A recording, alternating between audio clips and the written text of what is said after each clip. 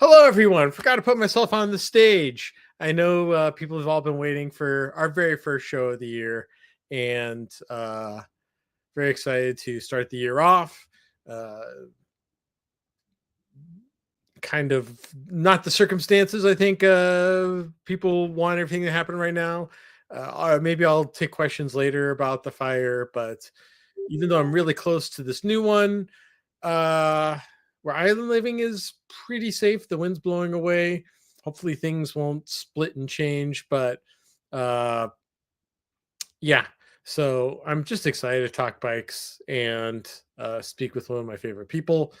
So let's just bring Kevin on and yeah, say hello. Hopefully you're watching this on YouTube so you can comment, but maybe I'll check Facebook a little bit more too. So hello, Kevin. Hi, how's it going?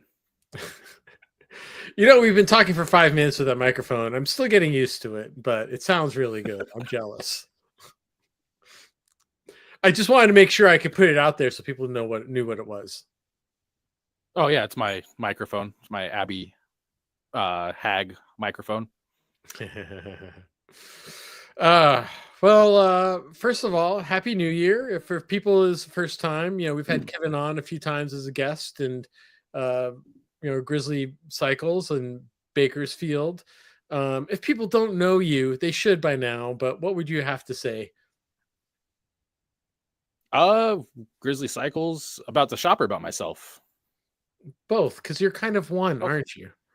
Yeah, we're a small operation here in Bakersfield. Me and my wife, Priscilla, we run service and like to play in the dirt. Our focus is gravel bikes, off-road bikes, all-terrain bikes. If you can ride it on pavement or dirt, we're into it. Well, I mean, what's great is, first of all, the vibe of your shop. It's really what cycling is about. Like, you really feel the community aspect of it, but your willingness to try new things, help introduce people, help foster people into bike packing, just all different types of things, and just being a great conduit to get more people into cycling, like, I think is just why people are so in love with the shop and everyone around. Yeah, I'm sorry, you're breaking up still on me. Well, you may have to carry this interview. I might have to lob a few things at you, and if people are watching, if I'm breaking up, please let me know in the comments, because that would be very helpful if things are being problematic. Anyways, is this any better? I'm gonna see. Does this help? Say something. I'm saying a lot, not more than just something. Oh. Okay, maybe that's it. Yeah. I think we're good. I think it's good now. All right. Well, first of all, for people who don't know, we've got a Send It coming up in 11 days. Yep. And super excited about that. I know we're doing something a little different this year, but maybe throw it out there. Last year we went out to Shafter. That was really cool.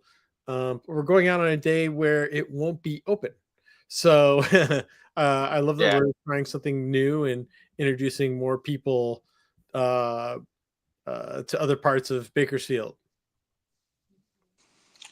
Yeah, the route we're going to be doing is definitely a little bit more hilly than the last one. So, but like, I've gone on a couple rides with, just shop rides before too. When I got my daughter's bike from your shop, which we're still using. But, I think, people, I mean, last time we had a lot of people come in from out of town for this ride. But this, last year we hit a lot of farmland. a lot of canals. We had a little bit of fun downhill to start and kind of go by the Kern River. But here we're kind of going to, I don't know, would you call it more the foothills or? Yeah, if you've done the cobbler, you may be familiar with some of the stuff we're doing. We're going to be riding along the river for a while, and then going through the foothills, and then cruising into our favorite gas station for snacks and all that fun stuff, and then riding some stuff that I feel like isn't ridden a whole bunch. So it's a nice change of pace from our normal foothills that we normally ride. What's always like interesting to me is like, trying to plot out something in the area. There's just so many options of places to ride, trails through anywhere. And like, just looking at the landscape there, like, I don't know how all these little trails got built. A lot of them are fire roads. I know that some are the single track that have kind of like fit in between, but it's a real interesting mixture.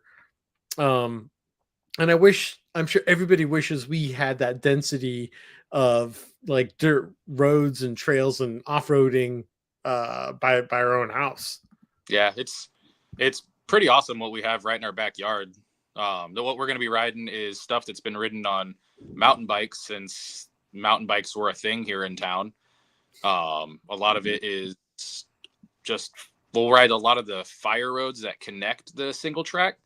I routed it to be a little bit more, how do you say, gravel friendly versus mountain bike friendly. Wanted to make sure it was safe, but still fun for everyone that's coming out. Some of my favorite routes that we're linking together all in one. So now I know I added in just a little extra, and maybe we'll fine tune it. I know this is mostly the course itself, and 1900 feet is a little bit of climbing. It's not like any Cat 2 climbs or anything like that. It's a lot of short, steep climbs that we're really going to have to do with a couple of longer ones, but nothing compared to like what you have out in the mountains down south. Yeah, and I want to tell people, if you were enjoying this ride, this is not race pace. This is a group ride, which means, we're going to try and do this collectively. If you're kind of new to all this, then, we're not going to like really bullet through it. We're going to enjoy the gas station there in the, well, I've been there before. They've got the breakfast burritos waiting for us, right? Breakfast burritos. They got chili verde mac and cheese. They got sandwiches, burgers. There's a Starbucks across the street, a Taco Bell in the parking lot. That was specifically for you. When we talked about this, you asked it when we do it, make sure there's a Taco Bell because they're make the Taco Bell century.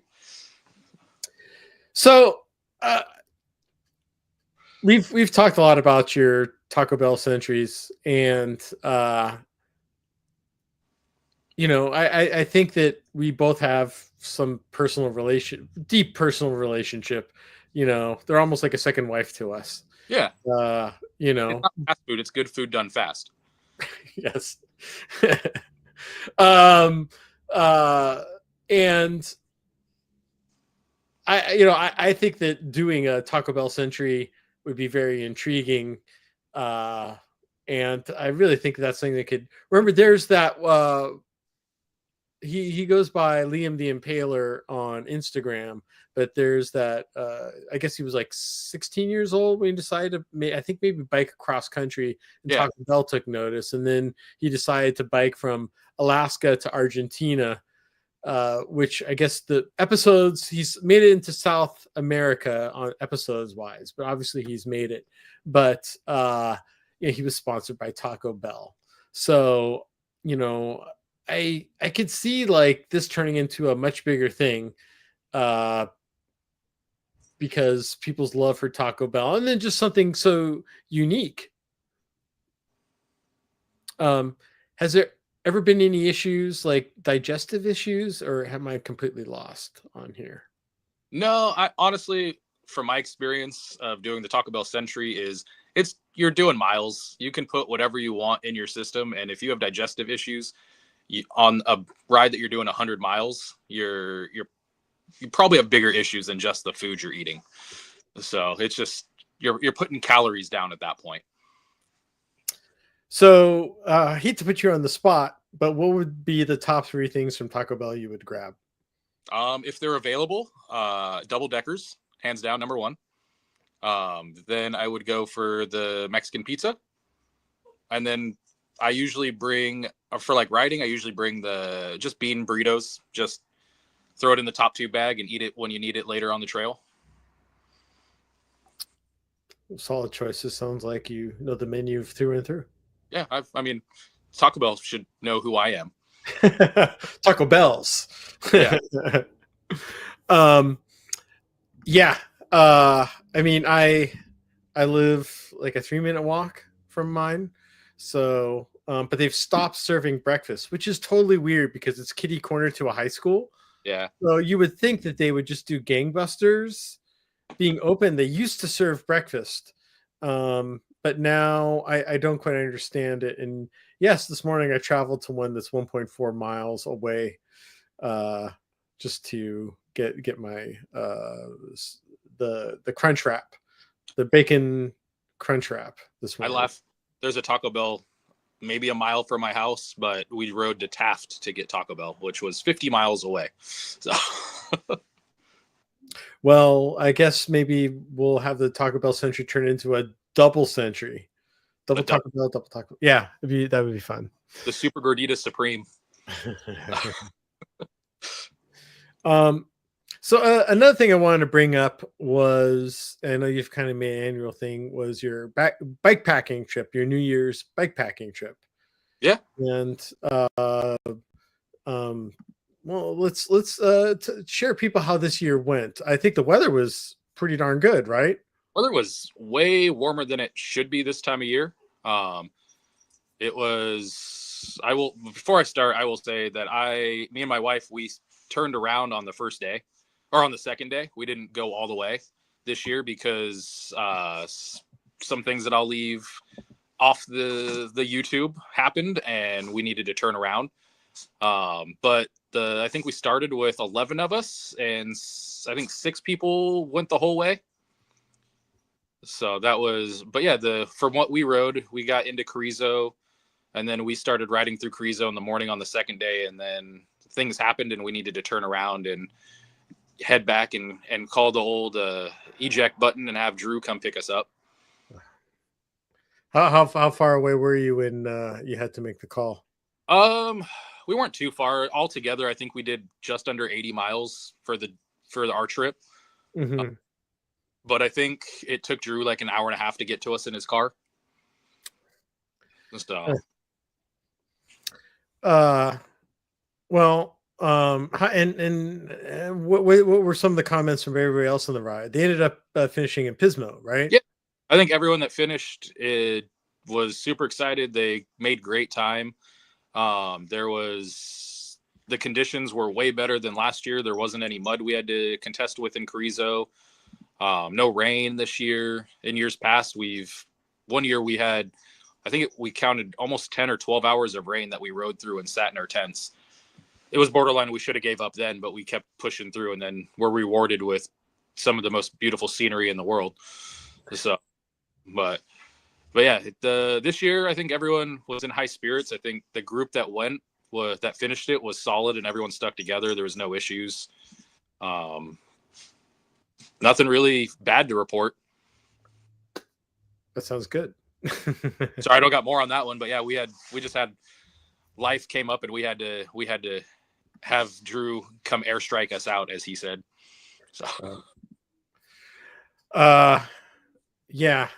Now the other thing I want to bring up was you are now putting together there's a few things I want to bring up. Your bike packing expedition is something new that you're putting together, and you have limited amount of spaces, but this sounds like a pretty awesome idea to get people into bike packing. Yeah, so we're changing it up a little bit. We're trying to curate a better experience and a more intimate experience for our bikepacking family and friends and new people that are getting into it. So our plan is we're going to have guided tours essentially. We're curating a route. We're curating the itinerary. We have the campsites put together. We're going to do a dinner on one of the nights. And historically we have done everything for free. We've never charged for any of our bikepacking stuff, but we are starting to charge for these trips, because we're finding that we need to compensate for how closing the shop essentially. And that's why we're keeping it limited, keeping it a little bit more of a guided setup rather than just a free for all where we go out and everyone's on their own. This is going to be, I think, aimed more at someone that wants to do the bike packing or adventure cycling, but just doesn't know where to start and needs that guidance. And we're here. We've done enough trips. We've done enough riding that we think that we can justify it and have everyone have a good time and come out of the other side all smiles. Now, on our Facebook group, somebody brought up like, hey, is anyone putting together a ride on Carrizo Plain? And it just kind of like exploded as a thread. And whether or not you read that when you had this idea, although you've been there enough, I know that you probably would just do this on your own. But I know that probably a lot of people would be super interested in doing it. One, just to get into bike packing. Two, to it's such a fantastic place to ride. It's definitely I think like I would put in my top 10 experiences that you need to have in California for sure. 100%. Especially that time of the year. So many good things about it, but yeah, I mean, even me, like I take, messages about, oh, where do I ride? If you're unfamiliar with it, what type of tires should I ride? So I think the thing is, it's not near like anything directly. Like you're a little bit from a hotel. You're like almost an hour away from a freeway to get to kind of at least to the heart of it. So for people to take that first step, even with all the information that's out there now, it's kind of it's a mystical place. Yeah. And I think what I really like about Carrizo is it's in our backyard. It's for us to ride there. It's 65 to 75 miles to get there. And that's kind of the gravel route. If you want to not stay on the road, if you want to stay on the road, it's faster, but who wants to do that? What I like about it is it's close enough to civilization that if things go wrong, you're not going to get yourself into trouble, but it's so isolated because once you crest over the hill, there's nothing for miles. You can just see for miles and miles on a clear day. And there's something beautiful about how quiet it is and how just nothingness there is. There's not, I don't know. It's just hard to say. You have to go out there and experience it. And then you can say, oh yeah, I get what they're saying. It's not what it has. It's really what it doesn't. And what it doesn't have is a lot of people. You have a pretty good loop. So there's not like, you can't get lost out there. You go on any road, it's going to put you on either of the two main roads. You go north, you hit one of the main roads. You go south, you hit one of the main roads. You go east or west. You're not going to get lost out there. There's no possible way. So it's easy to navigate, but also kind of hard to. It's intimidating to go out there because it's so vast. Yeah. I think like if you've never been out there, but once you do and get like the lay of the land, it pretty. You feel very comfortable being in the area, with the Elkhorn Ridge kind of going right in between. You're like, okay, I kind of get it. It's kind of like, that one is like an endive, you kind of have like the ridge in the middle, and then you could just kind of like stay along the outside. Yeah. So, And one thing with our trips that were with this specific trip that my thought was, we've done countless overnighters out there to where we've just ridden there and ridden back and not really got to explore the Carrizo Plain. And so with this trip, instead of it being just a 2-day, we're spreading it out into 3 days. And so we'll have a day riding there, a day of exploring Carrizo, and then a day riding home.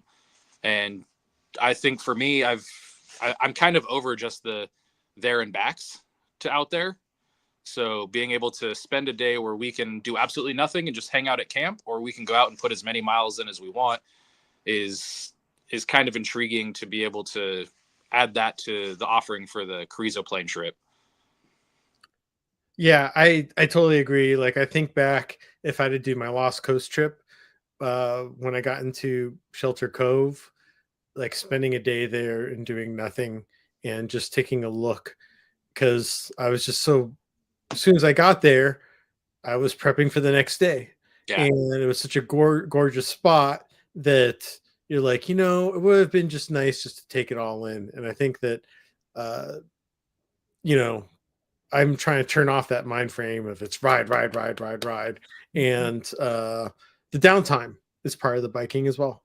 And I think with bikepacking, especially, like you see the internet, you see the Lails, you see the Lachlan, all the big names that are racing to break all these records and whatnot.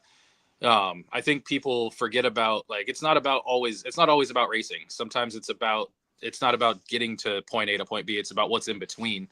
And I think for me personally, I want to go out there and I want to be able to just go explore the Elkhorn Ridge and see stuff that I might not have seen because we were so focused on getting from point A to point B, getting to camp. And then as soon as we wake up, it's time to hit the miles again so we can get back home or get to the next location. So this one, we're going to go to one of the campgrounds and we're going to base camp there for both nights. And on the second day, we'll go do a loop and explore. Like I said, we'll do as much or as little as you want. I'm not really going to put a route out for the second day. We'll just kind of play it by ear, see how everyone feels, and just go pedal and enjoy bikes. And then on the last day, we'll have a big breakfast and then ride back home. I see. I believe this is Drew. Yeah, Mr. Rainey. Yes. Teacher of the year.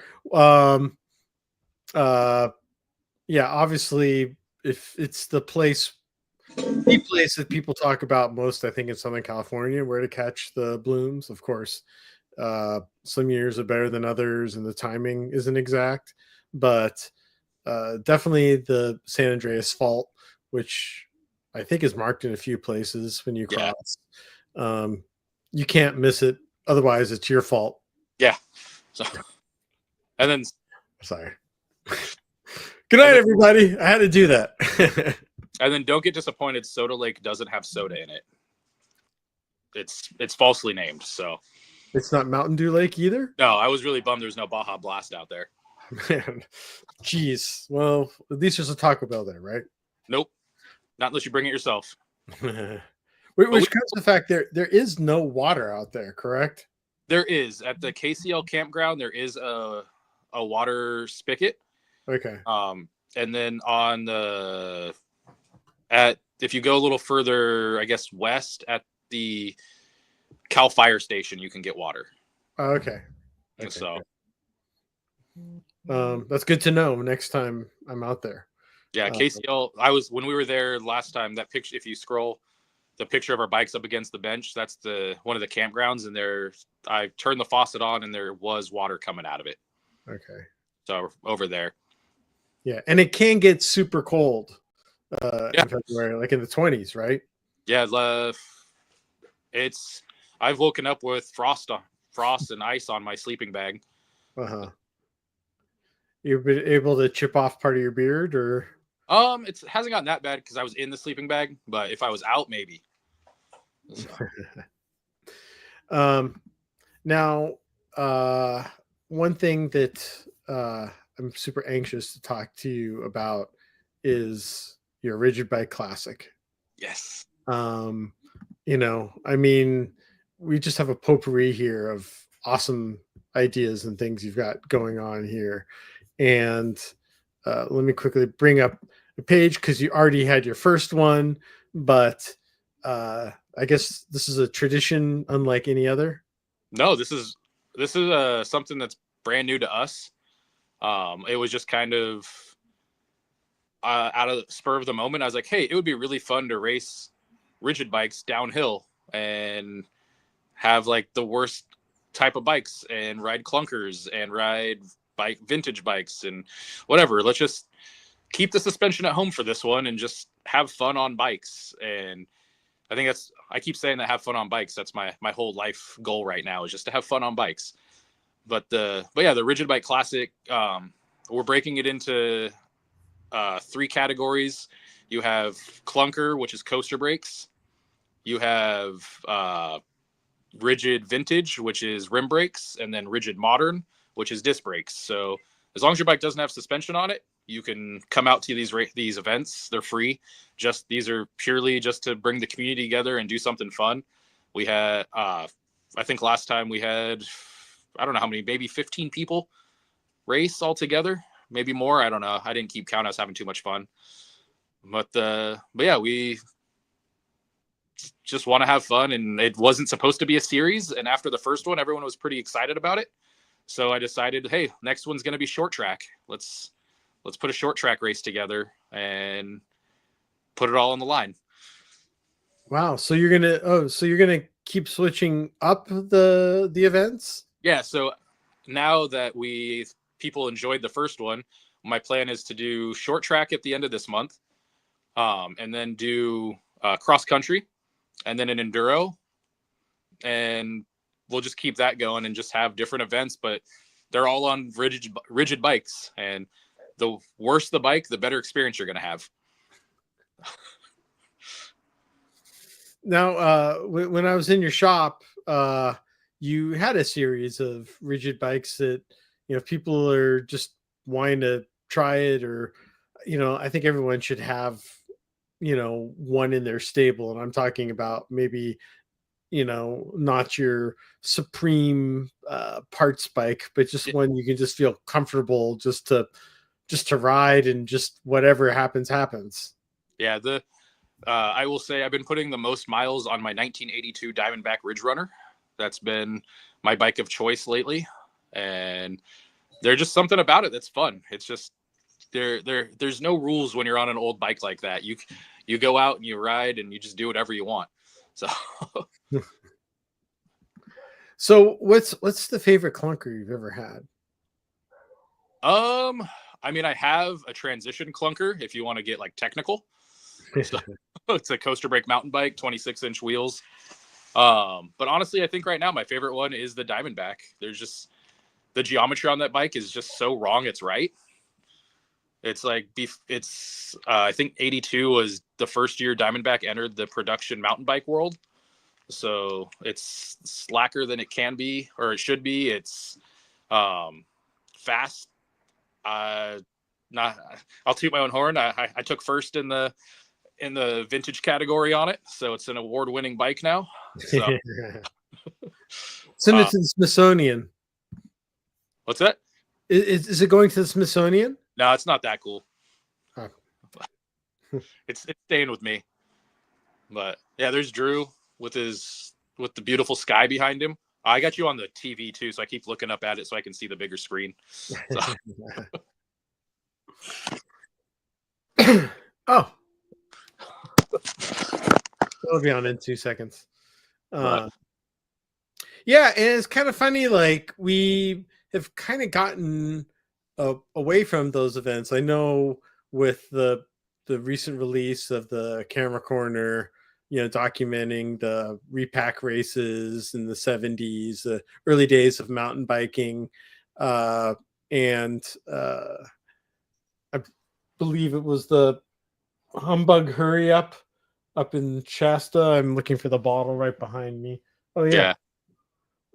Humbug Hurry Up. Bill Robertson, thank you for giving me this. And then I think they still have it. There's something called Receded to the Sea here, where I don't know if it's still kind of a race, but yeah, still supposed to be kind of clunkerish. And yeah, I know that there's a number of places that uh, like the Boom Boom bike room in Santa Barbara, like Love yeah, has just all those fantastic frames. And yeah, it really gets you romantic about bikes when you're just like, oh yeah, you don't have to ride a $5,000 bike. Yeah.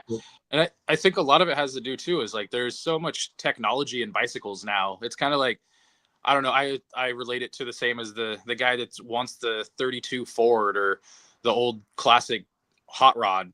Like for me it's just it takes you back to a simpler time, if you will, when it was really just your skills on the bike and there was no extra support from electronics or suspension or good brakes. It was just you having fun and almost dying every time you get on it. So So then maybe you can help me work my feelings through this. Like, uh, I've kind of been keeping a side eye on the internet for another bike, which would be a fat tire bike. Doesn't make a lot of sense because I probably wouldn't get a lot of use out of it in my close by area. I think you'd get a lot of use than you realize. We got a are you talking like fat tire, like 4-inch? So we got a whole gang of people in town or in our crew that's riding fat bikes. I got one of the fat bike states in my work stand right now as we're talking. We did a drop bar conversion for my buddy Germs on his, so he's got like a monster gravel bike. I think you can have a lot of fun on them, even if you don't live in the snow. They're especially if you want to ride mountain, you look at it as you have that much tire as your suspension. Same idea as your gravel bike, but it's getting exaggerated, if you will. So I wouldn't hesitate on it if you want one. I'd pull the trigger. Oh, looks like we already have a following. Yeah, I've kind of I have a few models in mind. I don't know how much weight would be a factor on these bikes versus fun. I know the kind of like the Surly ice cream truck Yeah, is an interesting one. I we know got a Surly ice truck in our ranks. We have a Surly Moonlander in our ranks. We got the State Bicycle Co. fat bike. I believe Drew helped me out here. We got is it a Eagle Claw, Bear Claw, something titanium fat bike in our riding crew. There more people are getting turned on to fat bikes because of the fun you can have on them.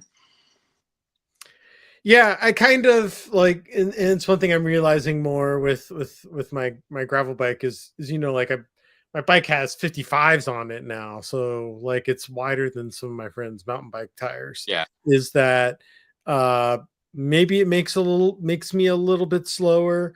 As I learned at the rock cobble last year, wasn't the much afterwards, wasn't the tire width, it was me with the air pressure. And I think that was something that I'm sure everyone has this problem. Like I'm sure most people who bring their bikes in there probably have air pressure too much when they bring them in, right? Usually, I think for gravel, I think a lot of people are running too much pressure. I did some reading I've read the Renee Hurst book and dove into their thought process of the tire pressure and how at the minimum maximum you're actually going to be faster over the long term on the lower pressures because you have more suspension and you're not beating yourself up as much. But it feels faster with more pressure because you can feel all the pinging and popping off of all the surfaces.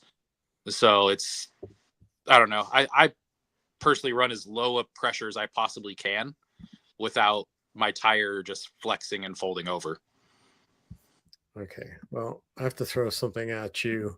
Not that I can afford this, but this is another one of the fat bikes I was looking at was the Farley 9.6. If I could find a deal on it anywhere. I've definitely been looking on eBay to try and find things at a lower price. I know this is a carbon frame, so it weighs about 6 pounds lighter.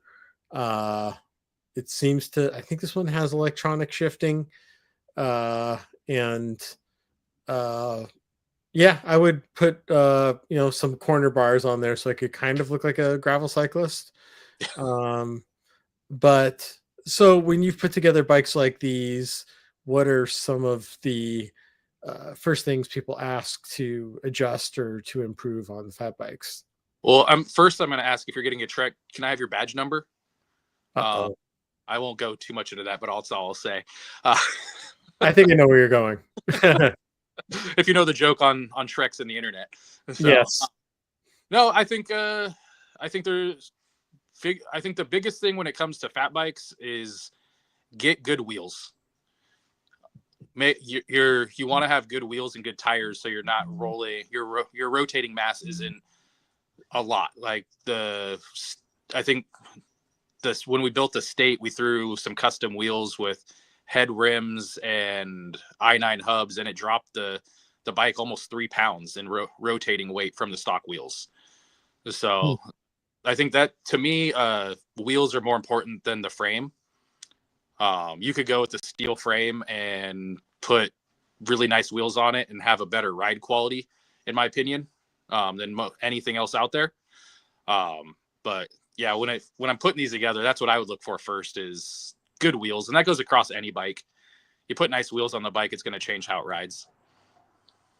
So about how much would you probably spend on wheels that you think would get you there? I mean, that depends on that depends on you with your budget and your everything. I mean, anything better than a stock wheel is probably going to be in the $1,100 range and up for the most part. Mm-hmm. If you're looking for upgrades. So, well, I think, for me, I'm just, whenever I'm a bike, I'm focused on being super efficient on time or effort and things like that. And I just kind of think that sometimes you need to dial it back is a fun thing.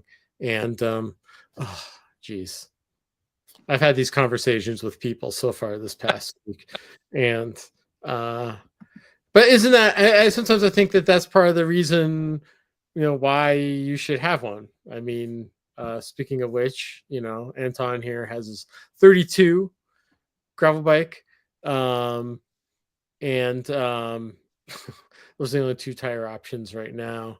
And I was telling Anton, although Anton is tall enough to definitely warrant a 32, I'm not an early adopter on technology. I yeah, normally want to see what people have to say. Not that I'm saying it's a bad bike, but I'm just I just wait to get a consensus on things. yeah. I think for us, I think if you want to be just at a good price point to try it and not really break the bank, I would go something maybe from the Surly lineup or even the Salsa lineup. I mean, that's what they do. They do adventures bikes, they do fat bikes, they do all that kind of stuff. I can't see what the price is on that because my screen's small. Oh, well, this one comes in at 3,700, which is more than I can spend. Yeah, I think there's a lot of bikes that you could, especially if you're looking on the used market too, you can find a fat bike for way less than that right now. I think personally that's a little steep for a fat bike for something that's going to be a novelty for you. Exactly. So I'm trying to find a way that it'll rationalize and it'll make total sense and everyone will buy in, including all my family members. um since we're kind of talking bikes because that's what we do, and I was talking a little bit about like not being an early adopter, like if there were like a couple of products that you think is something that people should try that might enhance their bike that you think has stood the test of time, is there a couple of things you might recommend? I will say I have gone back to multi chain rings up front, and I'm absolutely loving it. I feel that if you haven't tried it, or if you haven't tried it in a long time, that would be something I would recommend maybe doing on your next build. The fact that you can get the best of both worlds on low and high is amazing. So, and they've stood the test of time for sure. So I just took a XX1 Eagle drivetrain off my Bridge Club and put a 3x8 XT Shimano drivetrain from way back when on it, and absolutely loving it. So, but yeah, I'd say maybe change your gearing. Don't, the 1x might not be all the hype that everyone has been led to believe it is. Also, I think I'm a huge fan, if you haven't tried it, generator hubs on the front wheel. That's something that a lot of people don't think about, but I have one on all of my bikes for the most part now, and I don't ever have to charge lights. So that's some technology you probably weren't thinking that I was going to throw your way, right? Well, I mean, there was a time not too long ago where I would do a lot more night riding and do a little bit more commuting. Now I'm just very fortunate that everything is super close to me. That I just throw on a light and I just keep like a drawer full of really cheap ones that I can just use. Has kind of been my jam. But yeah, I need to do more night rides, which kind of like I didn't think about this, but the Critical Mass Bakersfield. Yeah. I definitely want to make it out to one of those too. Back. This is super important. We're seeing the mic again. Can you tell people a little bit about that? Is this allowed? Can I do this? That's product placement. Yes, of course. Yeah. So a couple of buddies, they were driving to LA to do the Critical Mass down there a bunch, and I think they decided to stop doing that and maybe try and see something that's going to happen here. And I will say I kind of pulled a fast one on them. I will tell a little story that I haven't told anyone except for a handful of people, but there was a Reddit post on Bakersfield's Reddit thread, and it was for Bakersfield Bike Party.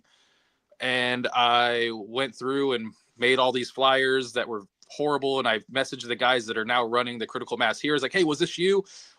Who did this? Who put this out there? Have you seen this? And then the day came and I didn't even go or show up because I wanted to see if it would light a fire to get those guys to take the reins and do it. And it kind of did. And now they're out there every last Friday of the month. Or I go as often as I can because I'm a huge fan of what the whole idea of it is. I think we've reached maybe 75 people so far in its infancy. But it's fun. We got Jonathan that has more speakers on a trailer than most people have at a like live concert venue. So it's really just a party and fun on wheels. Yeah, I mean, I'm so glad. Like the Oakland Bike Party is awesome. I haven't been to the one in LA for a little while, which is kind of strange. But yeah, these group rides are just so much fun. And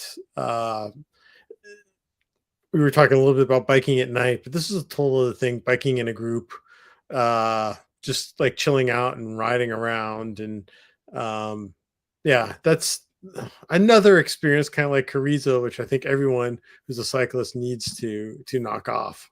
Yeah, and what I love about Critical Mass here, and it's been a long time since I've been to the LA one or San Francisco or Oakland or anything like that, but the one here, it's like as a shop, I'm seeing people dig out those bikes that they haven't touched in last however long, and they're getting even if it's just airing the tires up for the Critical Mass ride and getting people excited about riding bikes. And here in Kern County, we have a pretty bad reputation for cyclists getting hit by drivers, and it's not. I think we're at like around 70 or so. Don't quote me on that number, but already for the year, maybe there's a lot that I could look up and figure out the number, but we've had a lot of vehicle versus, we'll call it pedestrian deaths over the years, and it's not cool. So to see people more aware and just seeing people on bikes and seeing them part of traffic is something that I really dig. So I want to see more people use bicycling for everyday transportation. Agreed. I mean, there's so many different ways that the bicycle community gives, and to be a part. And yeah, you don't have to be a racer. You can just go out, hang out with people. I think is super important side to it, because yeah, I used to be a runner and I didn't talk to people. I just ran. So there's a reason why cycling is so cool and so much fun to do with others. Yeah, it's fun. And like I said, I think with the critical mass specifically, what's been really nice is to see just regular people coming out and families, and you don't have to get all spandex warriored out. You're just getting people on bikes, and it's fun to see, and it's cool for someone that's been doing bicycle events and trying to build a community here in Bakersfield for about 15 years or so. It's nice to see other people starting to do it and getting excited about riding bikes in a place that it really has never been excited about bikes. Well, you definitely have the stoke down, that's for sure.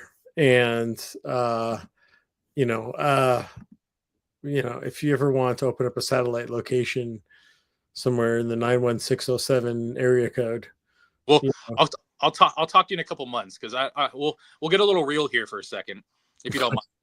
I did post. I'm sure people have seen. I did post about the hardships that we're seeing in the shop, and that I've given us about a 6-month timeline to see where the industry is and how the shop goes before we may close the doors or may not. We're kind of just playing it by ear and fighting until the end, if you will.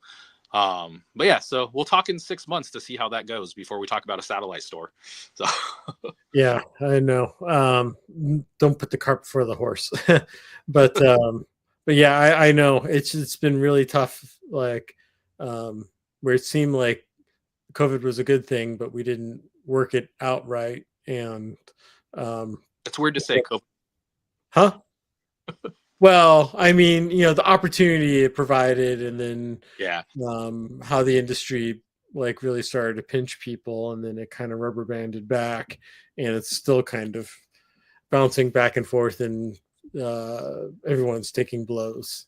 yeah. I So, think the biggest thing is I think a lot of people thought the COVID success in the industry was going to be long term, and it's now imploding on itself. And you're seeing how many companies in the past couple of weeks have announced they're closing their doors.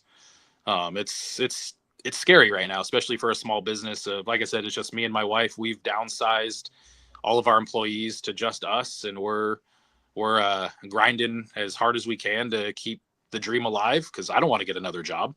I want to I want to stay doing this and working on bikes and spreading the stoke on bikes. And but it's a scary time in the industry right now. And if you ask a bike shop owner or a industry owner or anything, and they don't say the same thing, they're probably lying to you. And so, but yeah, I know it's really tough, because there doesn't seem to be like a great formula right now to like instant success of making it through right now. And really, like, we need to definitely, cycling would be nothing without our bike shops, that's yeah. for sure. Yeah, I think that what I have going on and is the right track for us. If we're going to survive, is continue with doing fun community events, engaging our customer base, engaging our friends, and getting more people excited about bikes. I think what was lost was the excitement behind riding bikes, and everything was, I don't want to say like e-bikes are the enemy or things like that, but the instant gratification of getting out and riding stuff that was above people's pay grades. And I think we've lost the simplicity of why people ride bikes. And that's kind of where the thought process, going back to the Rigid Bike Classic, came from, was just how can we get people excited about doing bikes. And I think that's where we're going to go. We're going to keep doing what we do here at the shop, service, sales, accessories, all that fun stuff. But at the heart, we're going to continue doing events and trying to make Bakersfield a better place with the bicycle as our tool. So.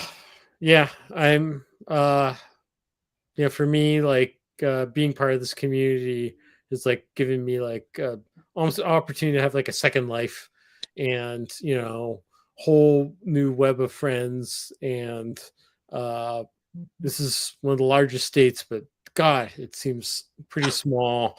Like being able to know people, whether like directly through you or even through stories that people tell through like other places I haven't even been able to make it out. And you just realize how interconnected we all are.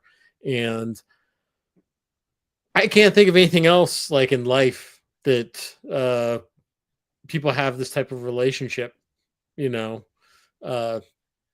Kevin Bacon, but the 7 degrees of separation, like it's really not that far. And we all seem to know something about each other without actually knowing each other, because, there's just there's a certain tie of why we do this and the experience and the people. It takes a little bit of the same DNA that we all share. Yeah. So. And I think at the end of the day, like a lot of people come from different backgrounds, different mindsets, different things, but it's one of those things when we're on the bike, we all are sharing the same passion, and nothing else is really mattering at that time when we're out there riding. And I think it's an escape for a lot of people. It's just, we all share that same connection when we're on the bikes. So. True. So this is a good way to say goodbye, was to say, hey, everyone, why don't you just join us for a ride, which is in 11 days on the 19th. Come out. We're going to have a lot of fun. If you look below, I've got a link to my website, to Kevin's website, Instagram. Find out more about our ride, these people. And if you haven't been to Bakersfield, come on out. It's a 3-day weekend. You're right in the foothills of the Sierra for the most part. And I know a couple people, when we had our Send It last time, drove up from places and stayed in a hotel. Yeah. So there's definitely more to do in Bakersfield than people probably have have an idea for. It's a great area to live, being close to the mountains and so many places. And yeah, I'm amazed I can get to your shop in an hour and a half, which is faster than I can get to Orange County a lot of days. So yeah, it's surprisingly not as far as people think. Well, my joke is you can get from Bakersfield to LA in the same time as you can go from LA to LA.